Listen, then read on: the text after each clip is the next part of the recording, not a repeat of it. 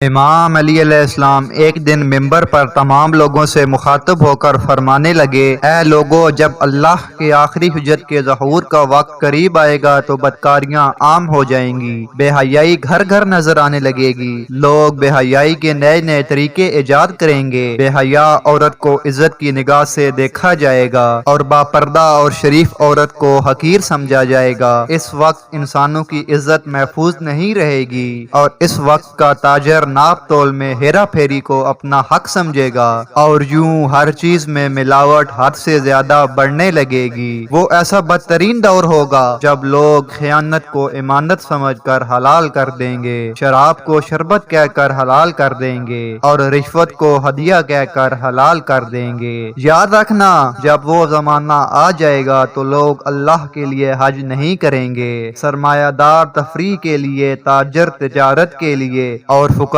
مانگ کر کھانے کے لیے حج کو بہانہ بنائے گا۔ اس وقت رمضان اور عید کے چاند کو لے کر اختلاف بڑھنے لگیں گے، مسلمان ممالک میں ایک سے زائد عیدیں منائی جائیں گی اور لوگ جب پہلی کی چاند کو دیکھیں گے تو انہیں ایسا محسوس ہوگا کہ جیسے یہ 2 راتوں کا چاند ہے، اور یوں لوگ بعض مرتبہ رمضان میں کھانا کھائیں گے اور عید کو روزہ رکھیں گے۔ اے لوگو، اس وقت دنیا میں اچانک اموات بڑھنے لگیں گی، لوگ شام کو کسی سے صحیح و سالم ملیں گے اور صبح کو اس کی موت کی خبر سنیں گے۔ تاریخ میں لکھا ہے کہ جب امام علی علیہ السلام نے یہ فرمایا تو سارے لوگ گھبرانے لگے اور کسی نے پوچھا، یا علی، جب ایسی اموات بڑھنے لگیں تو اس وقت انسان کیا کرے؟ امام علی علیہ السلام فرمانے لگے، اس وقت انسان کثرت سے اللہ کے رسول کی آل پر درود بھیجتا رہے، کیونکہ جو انسان اللہ کے رسول اور اس کی آل پر درود بھیجتا ہے، اللہ اس کو ہر قسم کی مصیبت اور پریشانی سے اپنی امان میں رکھتا ہے۔